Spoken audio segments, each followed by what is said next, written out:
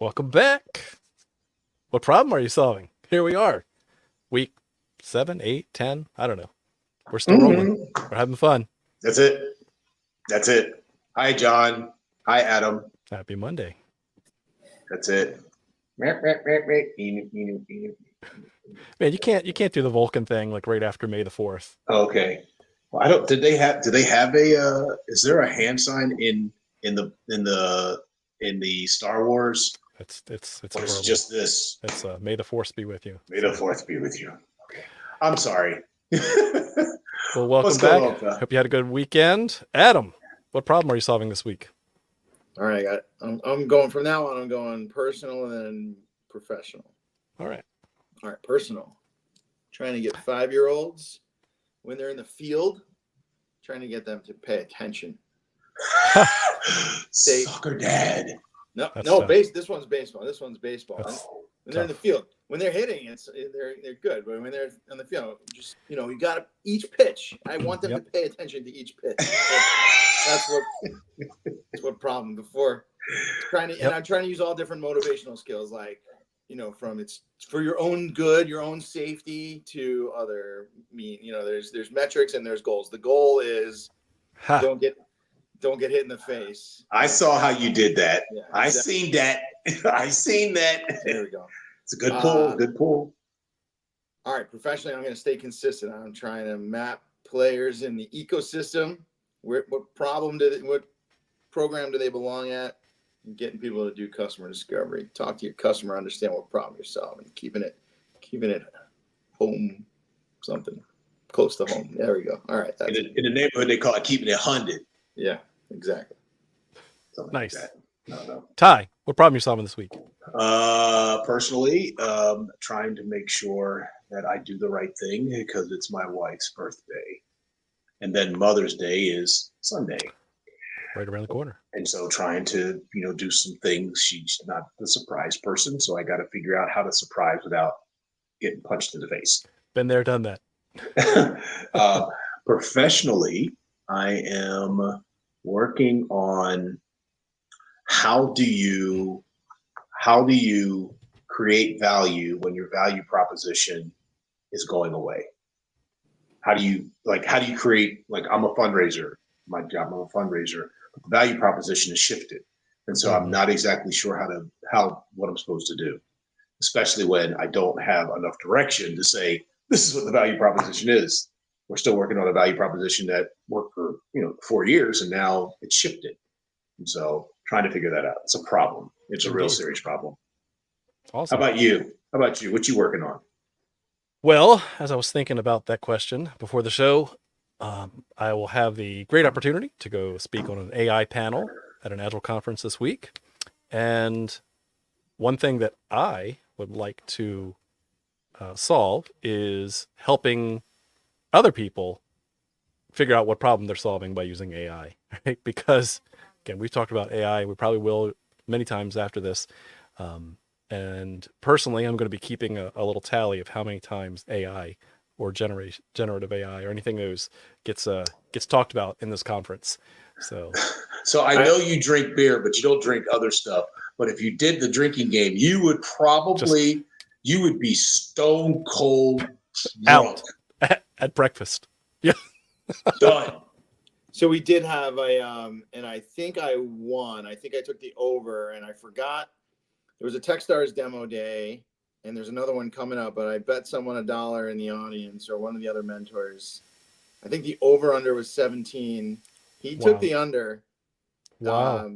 But it was 40? I don't want to say it was a sucker's bet, but yeah, it was after. There were two teams that were doing AI, and that just, I knew, but I knew that going in, and he should have also. So I forgot exactly who it was, but he owes me $1.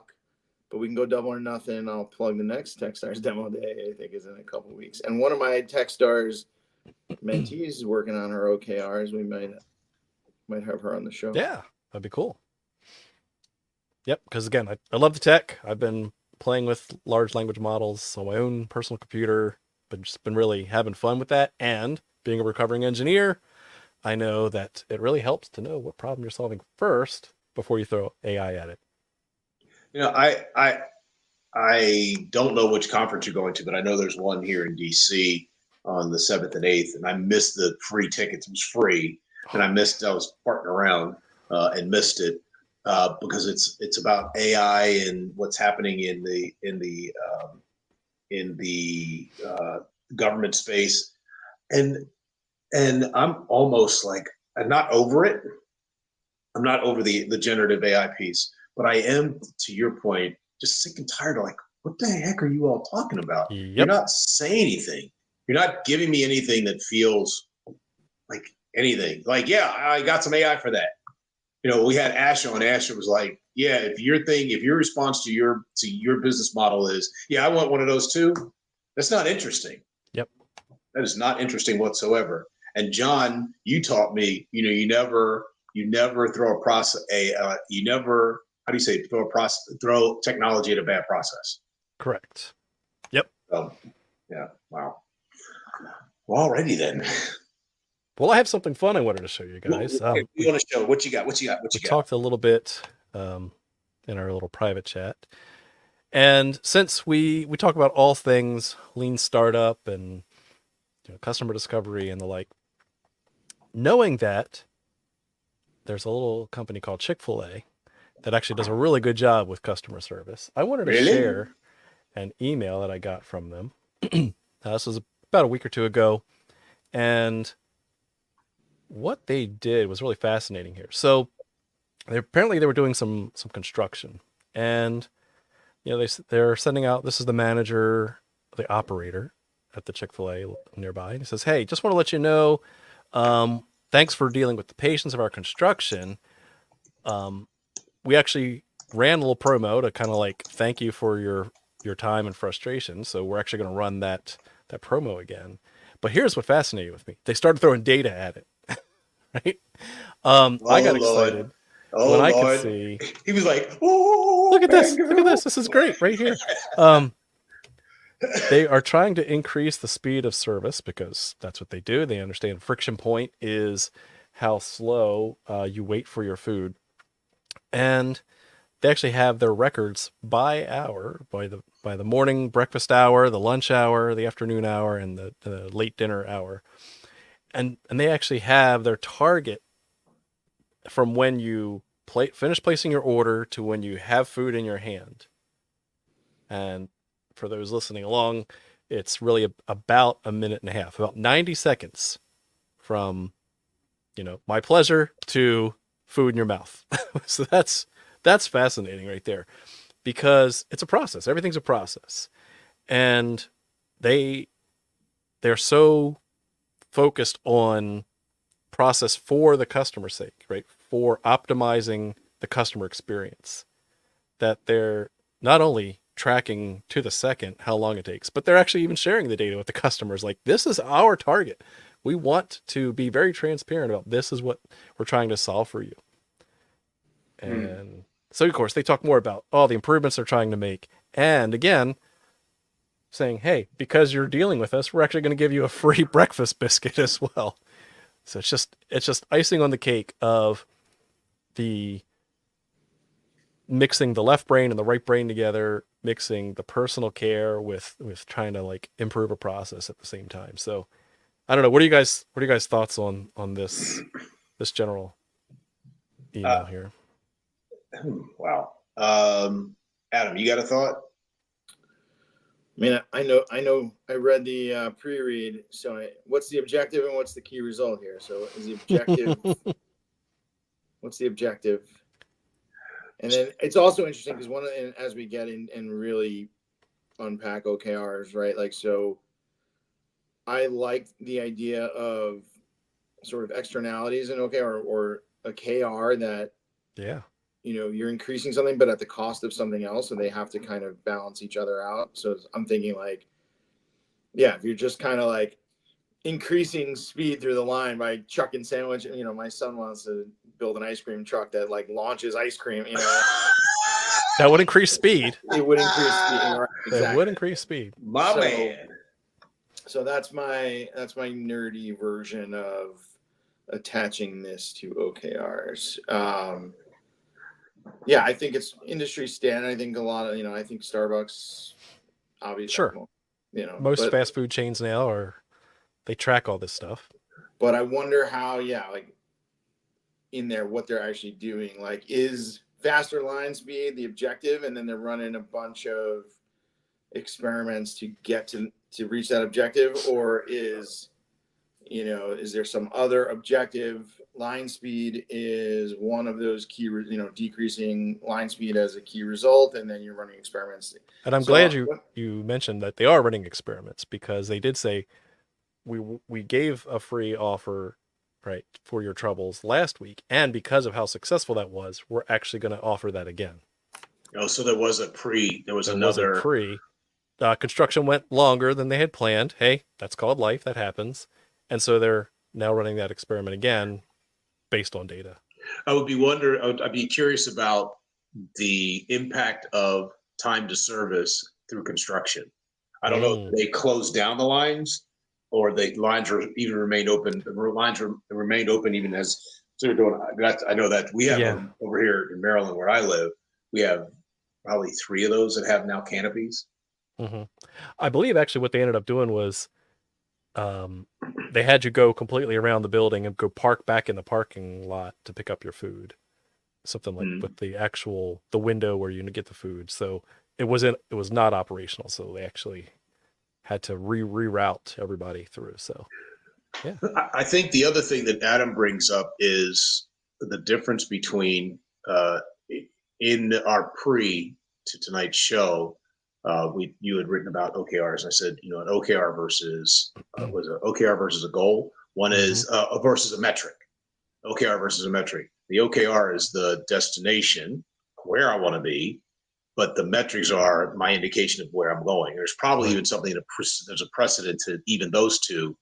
And in your example with Chick-fil-A, I'm wondering, because I really don't know what their ultimate job to be done to the customer, because that ultimately comes down to it. Like, what's the job to the customer that's coming to visit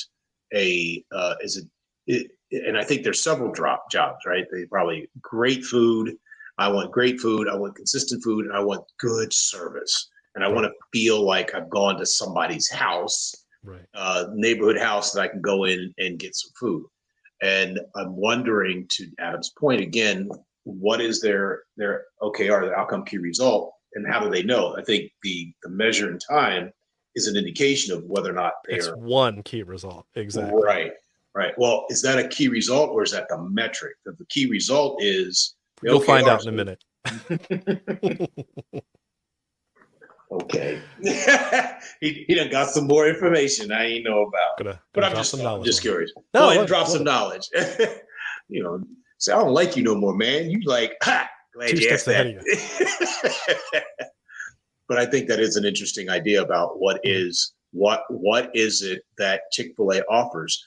I don't know if you all saw this, and I know you're going to drop it, but if you all saw this, that during COVID, that the Department of Transportation, I believe it was in Georgia, went to Chick-fil-A to figure out how they got people through. I think it was vaccines or something. That's right. They were able to how do you guys do it? They stood outside and they figured it out. And they were able to get these people through. It was either vaccine lines or something. It was something during COVID. They figured it out. It's just really interesting to me. Go with the industry experts. So what you got? I'm sorry. Go ahead, Adam. No, if we keep going, going to the McDonald's. What was the McDonald's MVP clip that gets shared in our circles all the time? Where they're drawing the kitchen on the tennis courts with chalk. The mock-ups. How do you get through the line fat? And they're practicing on try it again. Do it again. Not fast enough. Yep. Yeah. Freaking great. I love it. That's from the Founder movie. Yep. Yep. Yep. So you got something you want to share? Because I don't want to go any. If you got something you want to share, man, you're like champing at the bit, man. Okay, so oh, shut up.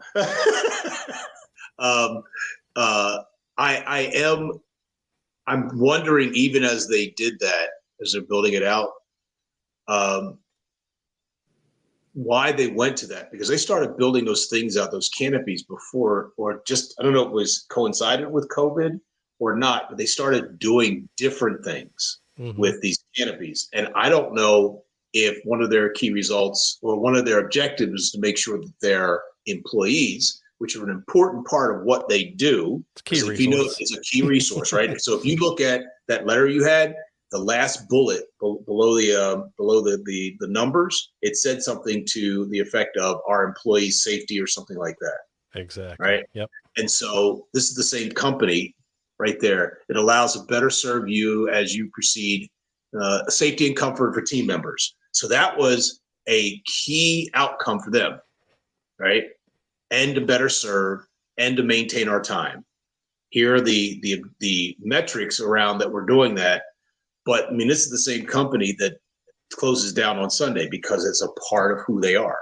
It's part of their corporate ethos. So just a thought. No, thanks for pulling that thread. I appreciate that. Yeah. All right, let's talk about OKRs then. All right. Wait a minute. You said you had some secret sauce. You had something secret. I got all the secrets. Man, you tripping. All right. No good. Okay, here we go. Okay. Best book for this is Measure What Matters by John Doerr. How Google, Bono, and the Gates Foundation rock the world with OKRs. Catchy subtitle, but it's actually a really good book because he gives very specific examples and definitions of what good OKRs look like. It's an easy read. Nerd. Yeah. Hey, I'm just saying, got to go to the source. It's really good. Google's been playing with OKRs for decades, and they really use that as a performance management system. So it's a really good thing. Now, the worst part about having an easy to understand system is someone's going to make it more complicated, right? I have seen so many organizations, I mean, more than a handful, personally, with my own eyes, take this concept that's very simple and just make them way too big, way too complicated, bolting on everything they can. But it doesn't need to be that hard. It really doesn't need to be that hard. Let's see. So I actually have a really short summary that I pulled together based off of that book. OKRs, the basics. All right. It's pretty simple. O, objective. It's what you're trying to do. Okay. And we keep it sweet. 3 to 5 major goals that the organization, department, the team, whatever wants to accomplish. They're qualitative. They are succinct. They're ambitious. They're goals. This is where we want to be. And I like the way that they say they're almost copywritten, right? They are aspirational and kind of like they want you to feel good about it. So accelerate product growth, make the most of all the marketing leads we get, turn quality leads into long-term revenue, turn our website into a lead generation machine, et cetera, et cetera. Now, that's squishy, right? There's lots of ways you could accomplish that. But the thing here is to not be overly specific about what that objective is, because it's a goal. Why? We realize reality is going to kick in. Things are, that the details may change, but as long as you keep your North Star aligned, then you can actually define what needs to get done. Oh, so if you have a North Star, is your O, what's the tie between your North Star, moonshot, and your O? Exactly. So I'll give you, that's a great segue. The way that it's outlined in the Doer book is these should not be any greater than a year long. So these are just your near-term goals, right? You may have a moonshot, you may have a 5-year plan, you may have, the big end state, the vision that you may never get to, right? Steve Jobs was to make a ding on the universe. But in here, this is, again, first thing that people screw up is they treat these OKRs like 5-year performance plans. But that's not adaptive. That's not learning. Okay, so you said goals. You said it's not 5 years, these are your goals. So I think it's important to that language matters. A guy we used to work with said, words matter, right? Yep. We know Mr. Keith. Words matter. So you said not North Star, these are your goals, but I want to make sure that we're We're clarifying the difference for audience, the difference between a goal and an objective. Right. Even as it's written here, 3 to 5 major goals make up one objective. No, you can have 3 to 5 objectives, right? So they are in this slide deck. They are mixing the two, but these goals are 3 months ahead. Okay. They're like quarterly goals. Okay. As opposed to your moonshot, your annual plan, that kind of thing. All right, cool. There's a little bit more about just being clear, communication, making everyone's work transparent. Google actually has, you can theoretically look at everyone's OKRs for the quarter. I could just do a search and say, what's Adam's objective this quarter? And I could see exactly what Adam's working on, which is unlike a lot of other personnel systems where it's very secret sauce and gamified. Right. But I want you to look at that last thing there. OKRs encourage setting stretch goals to drive creativity and performance. Unlike KPIs, key performance indicators, or unlike annual goals, it's okay to fail at these. In other words, Google, they have a target of only meeting about 60% of your OKRs. Yep. Which means they want you to fail at 40% of them every quarter. Why do you think that is, Adam? If you're not failing, you're not learning. Come on. You're not trying hard enough. You're setting the bar too low so you can trip over it. Exactly. So it's funny. I want to dissect because I agree. Yeah. I agree with you that something simple is corrupted, but I also agree with Ty. Like our goals, objectives, our goals, North Stars, which one's quarterly, which one's year. And I know it depends, but I still, it's amazing to watch 10 years later, people still struggle. I think the framework is so powerful, but even going back a slide, like, are you supposed to fail at your KRs? Or are you supposed to fail at your objectives? Are the objectives quarterly? Where does the alignment, So you're going to have 3 to 5. But so even that, so yeah. And it was fun, again, going back to Ash, and we talked about, it's different for the corporate world and for startups, and we're starting to see some impact organizations and NGOs. So everyone's different.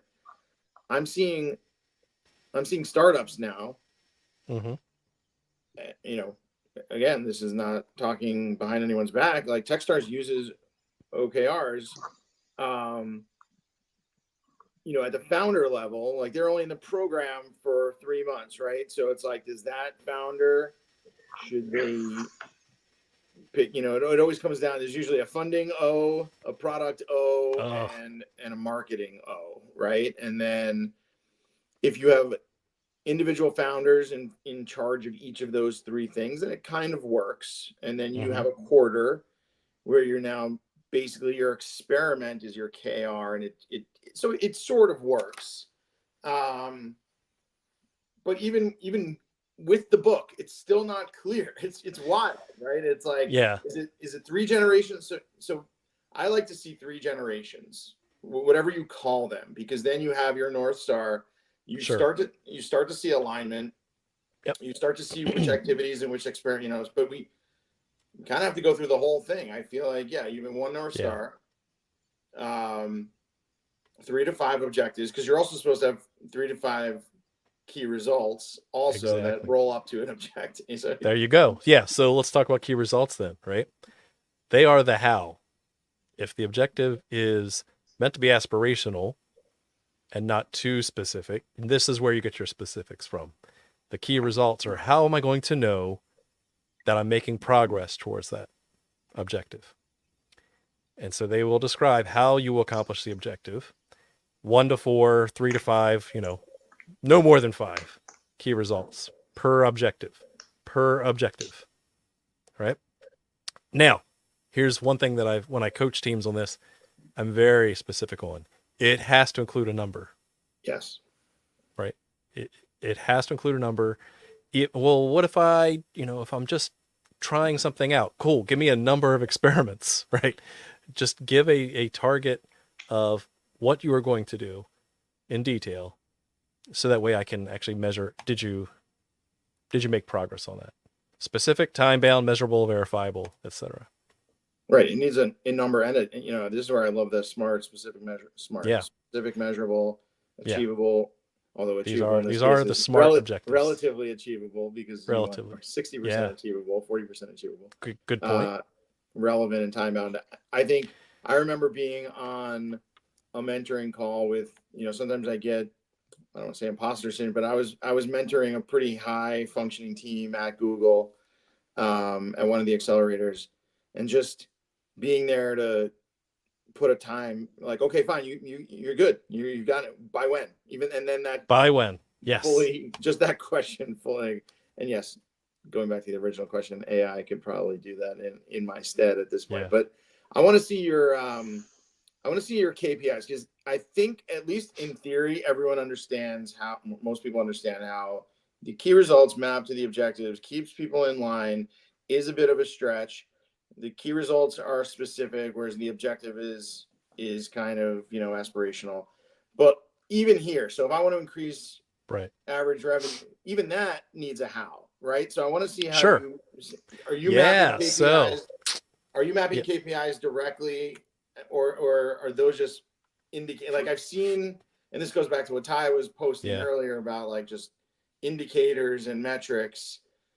Do you think that our KPIs just metrics? Because to me, they're well. Let's see what you have in this slide. So haven't used the KPI term really in, you know, the key performance indicator, right? They're separate. They're your more strategic.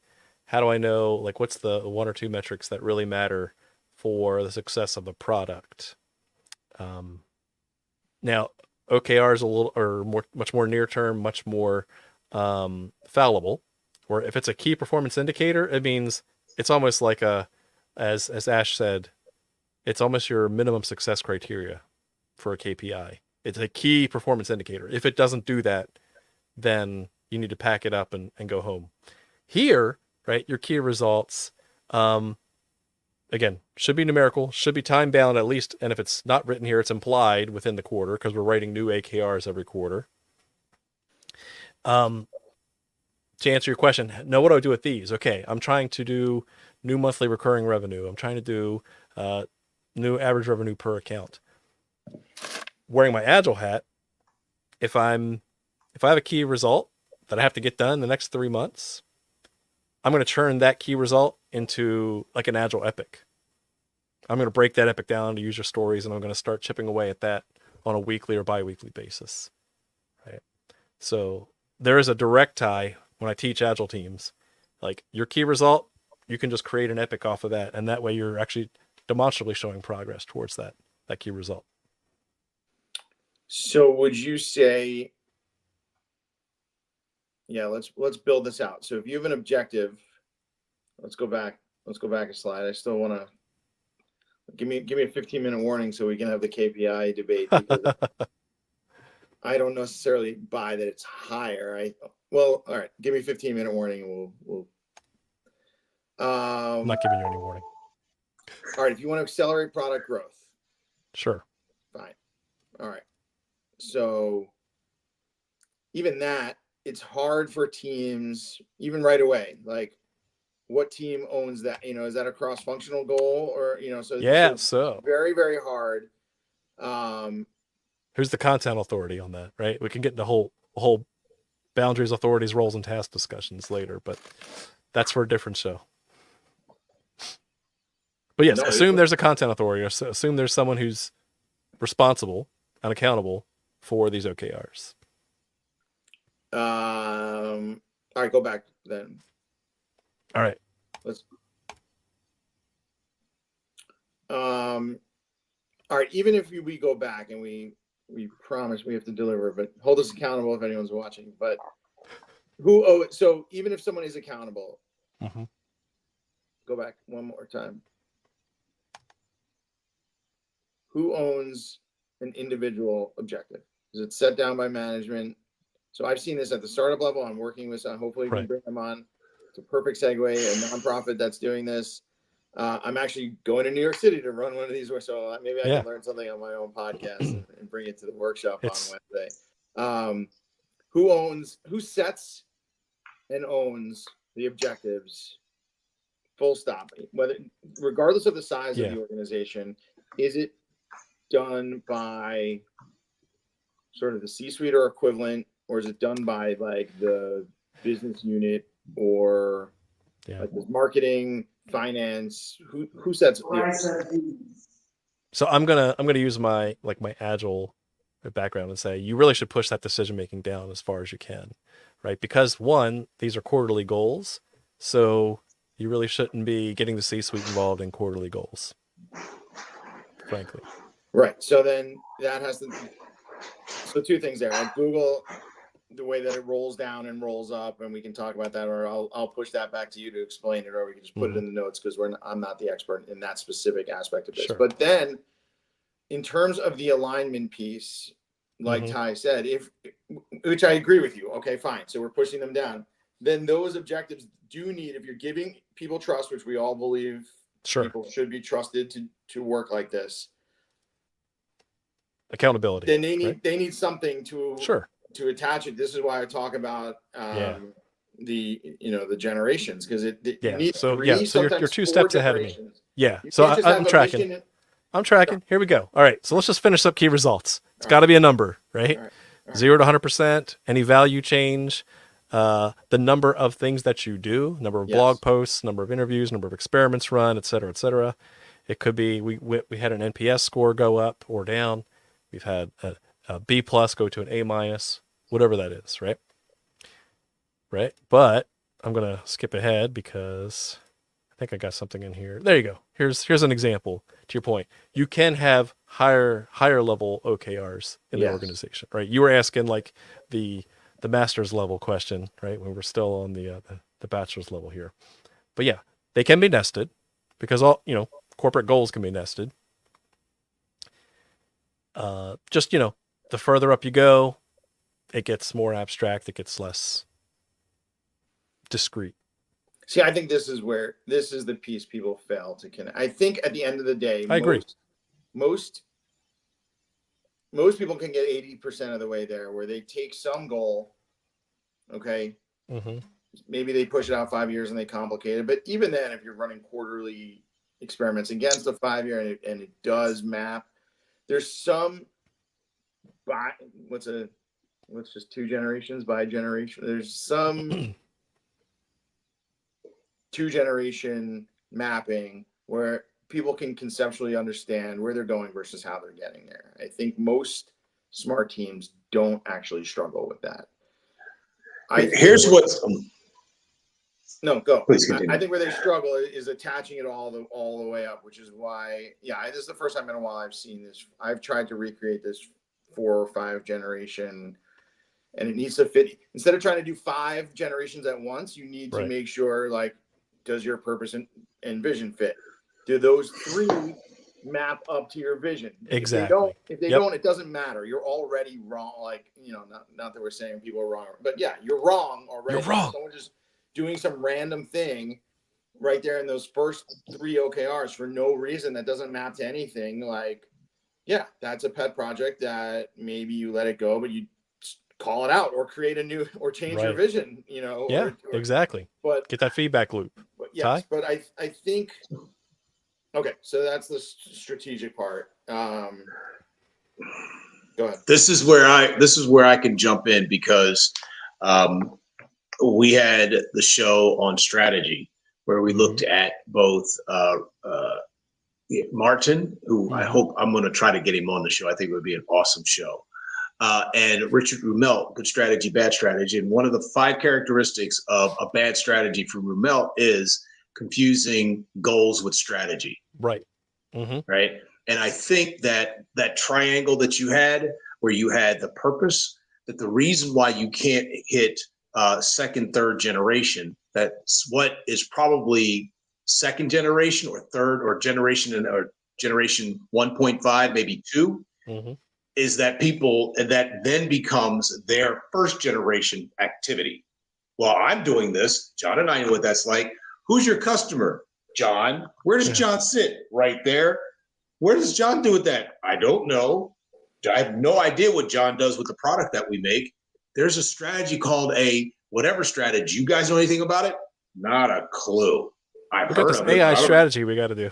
That's right. So I'm going to go and create AI, and I'm going to get measured and my KPIs and my OKRs about AI. Yeah. all day long. And then you're left with, I know my current role, like write an OKR. Okay, what am I doing?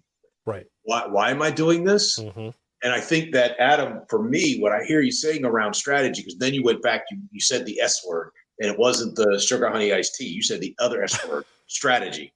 And my joke around the government that couldn't spell it, you spotted them, the S to T, the G to Y, and a couple of vowels in between. Because it's not, because it's a management function that they're confusing with strategy. Right. And what that triangle says in the OKRs, second generation after purpose and vision, is a management function. At that point becomes a management function, which is fine, but that takes away first and second generation, purpose and vision. And when you have that, then you start writing stuff that's like, yeah, it works for right now, but it doesn't get us anywhere. It doesn't define value. Are you solving a problem? Yeah, whatever my boss told me. What the problem is she solving? I have no idea. Yeah. So first of all, I think you said a bunch of smart stuff in there. I was trying to think and listen at the same time, which is that hurts my head. I know. Very, very difficult. But I think one of the things I was trying to get out, this whole AI debate, like, yes, the people that just throw AI into the top in terms of the vision is usually misplaced. Yep. But in terms of what? So if you're doing AI for AI's sake, it's usually lost. But if you throw it into the how, well, how are we going to, increase the number? Oh, we're going to use AI. I don't think people should be we shouldn't be leaning into AI for no reason or just for its own sake.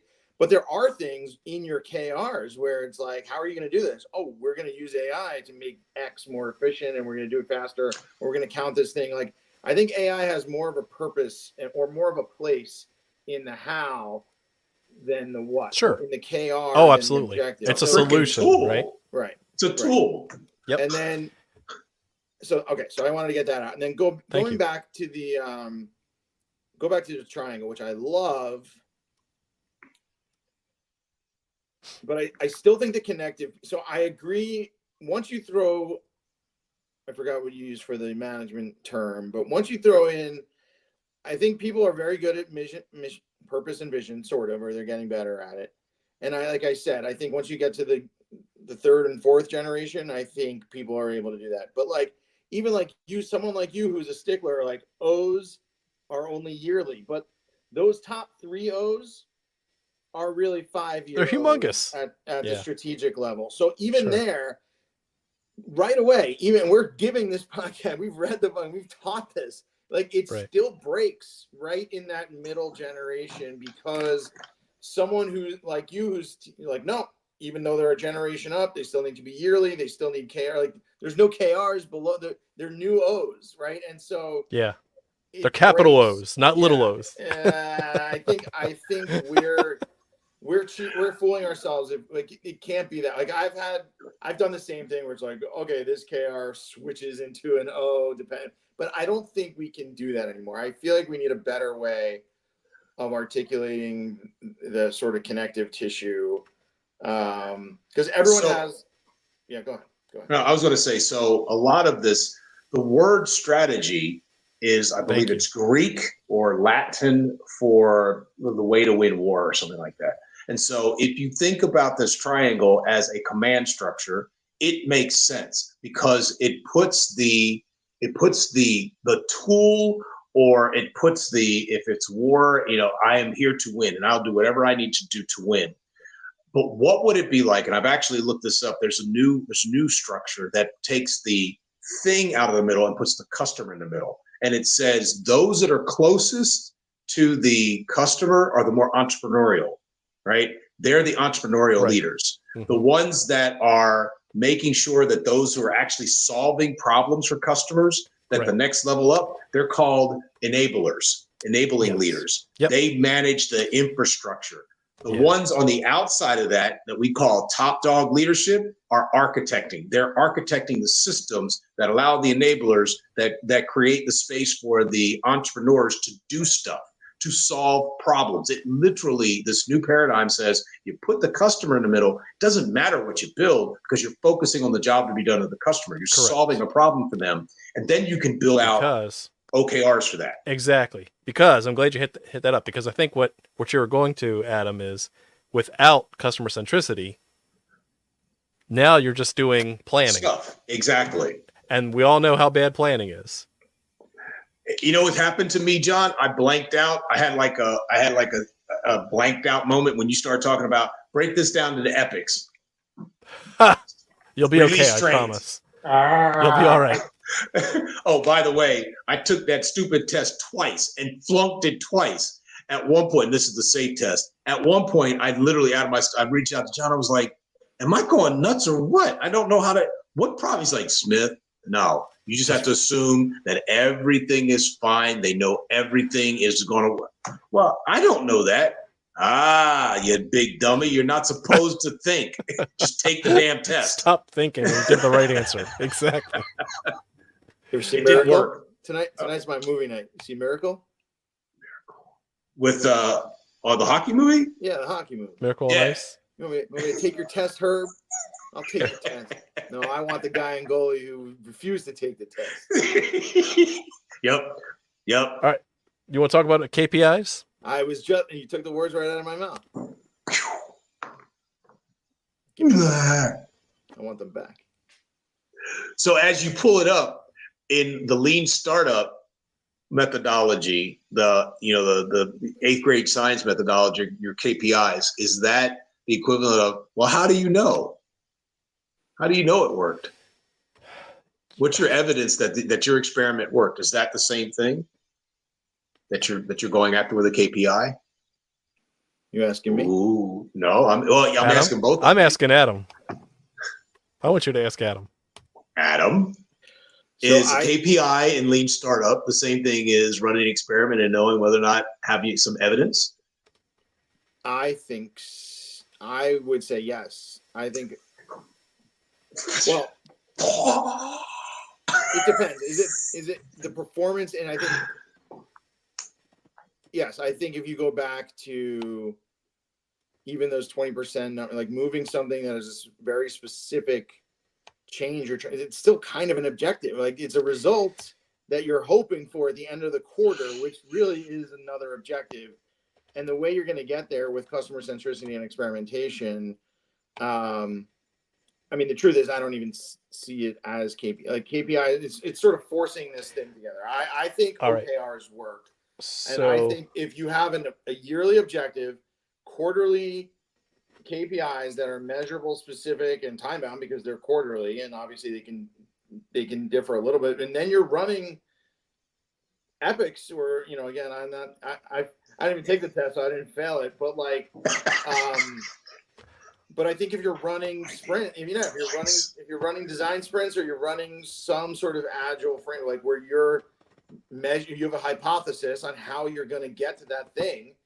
You're running weekly sprints. And I don't know if those are your key performance indicators. Those are your experiments. That's it. So that's the whole thing to me. Let me tell you my priors, and then I'll tell you where to go from there. So I don't believe there's anything such as a quarterly KPI. But where I started out, again, as a recovering engineer, hardcore systems engineering, KPIs that we got for the system were the system shall do this set of performance standards, right? So it is purely functional, not so much, a financial goal or a satisfaction goal. It was the system has to operate at this speed and no slower. Was it the 5 9s or whatever? Yeah, all that Six Sigma crap. Yeah. But it was, and these were like, again, no kidding, thresholds that you had to meet. It has to operate this fast. It has to operate with this latency, or else it's unacceptable. And so those were long-term key performance indicator of, does the system actually work functionally? But but those are just persistent O's that are rolled over automatic rollover objectives that are still at that level. But once you sell it off, it's done. Like once you know you can meet that, you're golden, right? Well, things change as you're running. Yeah, I mean, scaling regression testing, et cetera, et it's cetera. Yeah, so I disagree with that, but I'll walk back what I said about KPIs then falling underneath objective. They're just different. They're persistent, sort of standard objectives that roll. Like you have to have this every They are quarter. key performance indicators, right? Your key. Yeah, but sometimes people use it as like. See, and that's when people start breaking the rules on these things, right? Yeah. And so, just doing a quick Google search, looking at projectmanagement.com, like you think of your PMP folks, right? They are meant to be quantifiable measures, usually for performance effectiveness, right? Now, again, that's not to say that you won't have some that are financial and stuff in other industries, but in here, they are the key answers that you need to get to make sure that you are meeting the objectives of the whole thing. So this feels interesting to me, and I do mean feel, because the thing that the three of us bring to this effort in terms of lean startup and all these other things is an inherent uncertainty. Yeah. At what point and Adam, you said you're going to New York to participate with a couple of teams to help them think about this. At what point does it go from a lean startup full of uncertainty, experiments reign, to this thing crossing the bridge, the Rubicon, to at some point we're now measuring versus performance for efficiency, efficacy of the system? When does that bridge happen? Is that when you meet PMF? You have some sense of where your product market fit is, that now we're like, oh, people are really wanting to get our stuff. So now we need to figure out how to make sure that we have a consistent product that we're putting out. Because I would hate for folks to listen to this podcast say, you guys have been talking about uncertainty and lean startup, and now you're talking about KPIs. When did this flip happen? When you've been saying, you live in uncertainty, you're not exactly sure, you're trying to get this customer, like what last week was problem customer fit, and then problem solution fit, and then product market fit, and then scale. Cool. When did we get to this KPI thing, which I think is an important conversation, because there are going to be any numbers of people who are going to be starting businesses like, oh, I need to have a KPI now. I mean, Techstars, y'all need to have KPIs now. Hi, I need to go talk to people because I have an idea. It's shifting from the H3 uncertainty to the H1. Where I think, So that's where I still go back to what I said before. I think objectives and KPIs sit literally right next to each other. And an objective is something that you're 50% certain about, and the KPI is something you're 100% certain about. And you only have the 100% certainty after you cross the chasm. They should be, yeah. I'd definitely say be wary about KPIs, because those are we have to hit these. We're dead. You only have KPIs then if we're interpreting this literally, which I think is the right call in this context.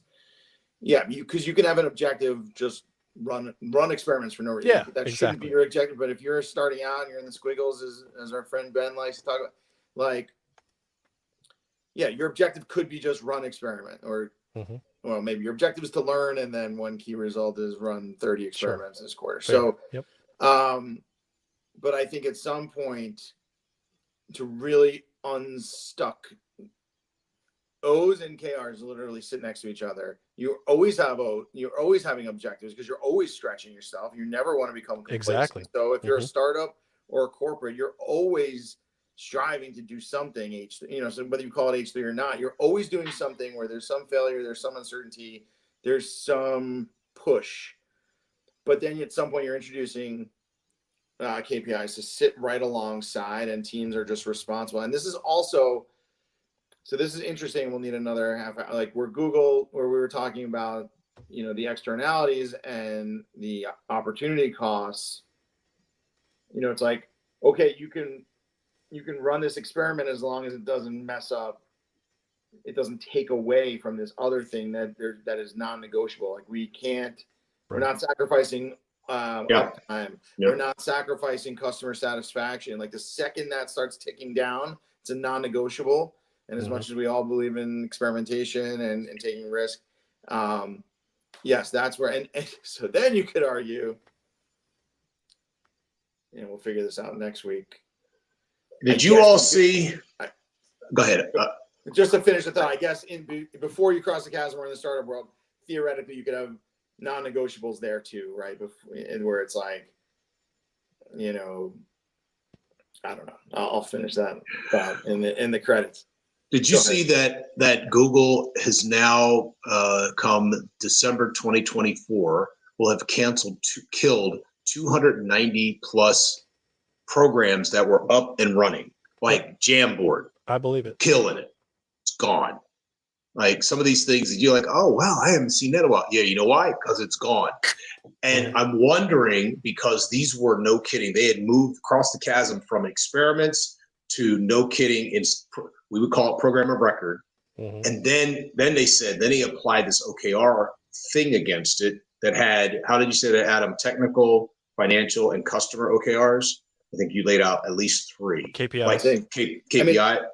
Well, it's funny because if you really want to map out the journey that we've been talking about, it's feasibility, desirability, and viability. I was thinking the same thing. Yep. It's just product, market, and fit. No, it's product, market, and business model, basically. Yeah. Whether or funding or finance, however you want to. I think that what you just offered for the folks online that are listening to this is a way for them to stay consistent from startup through disposal, whatever they call, like when it closes down. You're always measuring. Actually, it's the 4th, right? It's feasible, viable, desirable, adaptable, right? Adaptation. Adaptation is later in your business model, right? But you're always measuring against that, and you're taking the dials, John. You're taking the dials and saying, how much of the KPI OKR mix am I dialing up and down to measure whether or not we're going in the right direction? Because otherwise, why the hell are we doing it? Because I can tell you it right now, when I'm writing OKRs, I literally went to Chat GPT and was like, this is what I do. Please write me an OKR. That's how effective it was. Just as well as my annual performance review too. I use ChatGPT for that too. Well, because again, goal setting, again, let's just bring it all the way back up again. What is goal setting? Yeah. It's a hypothesis of what's going to take place in the future. So don't bet the farm on it. Thank you. I love it. Well, Adam, choose on that. Let's bring it home. All right.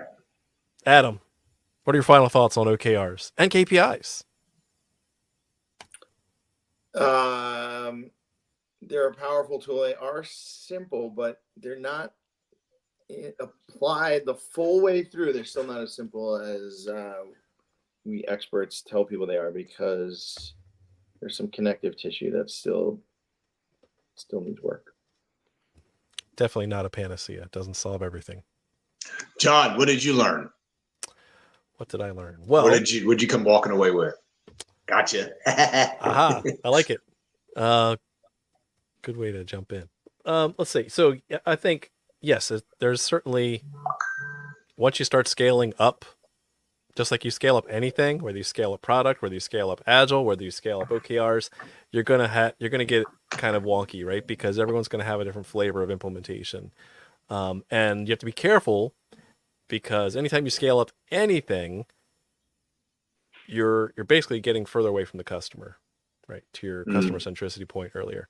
So how do you scale up while remaining consistent with tracking the things that are really important? What are the metrics that really matter? Just like we saw with Chick-fil-A. Yes, they track, the down to 90 seconds of how long it takes, but they do it for the customer's benefit. They don't do it for their benefit. So I think that's just something to take away here. It does get fuzzy. It does get implemented different ways in different organizations. But as long as you are trying to be true to the intent and not try to create an arduous system in which to track metrics for the sake of metrics, I'm happy with that. Sorry, I know we're wrapping up. Jumping in, man. I think this scales. I think if it's done right, I think if we do this one generation at a time, and you just set how are you doing it and why, that scales across the entire organization. So I think back to the beginning, like teams and this and who does this and where and up, top, down. At the end of the day, product teams just need one or two product objectives and, quarterly key results. Okay. And as long as it continues, like, you shouldn't be able to break the alignment, right? And so you should be able to go. You can't build this whole thing. It scales perfectly if you do it piece by piece. Yeah. So I have a couple of thoughts. Put that triangle back, please. And this goes to Adam's understanding of the second and third generation.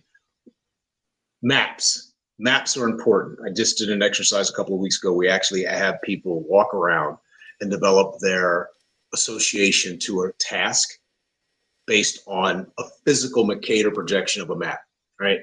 How did they find themselves? They locate themselves. What would have happened? What would your reception to be if you turn that triangle upside down? Right?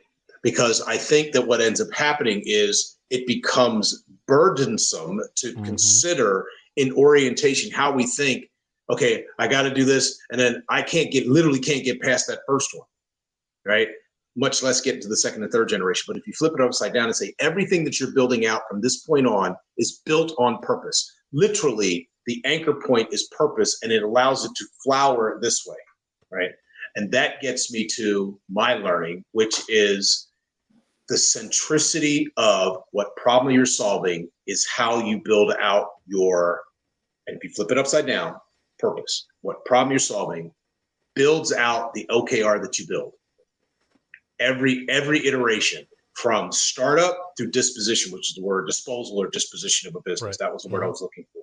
At what point do I have an OKR that tells me this business is dead and it won't go anywhere? We needed to have a merger, acquisition, sell it, or close it down. Right. And you should be able to, and I think, John, you would agree with me that you should have an OKR to let you know exactly when you stop solving people's problems. Yeah. And you now know this business is dead. There's no reason for us to throw any more money at it. It has nothing to do. But when you start up through a stopping goal. Yep. I know exactly, because I am solving a customer's problem based on me establishing, am I doing the right thing for the customer? Not am I building the right thing, but am I doing the right thing for the customer? And it shows up in either building or money or time up or time down, or, how long does it take me to get a car through? Are my people, going back to Chick-fil-A, are my people safe? Can I measure that? And if it will improve the outcomes of any one of those things, let's do it, baby. If not, figure something else out. That's what I learned tonight. Love it. Check out youtube.com/@whatpays to check the whole back catalog. This has been fun. All right. Gentlemen, always happens.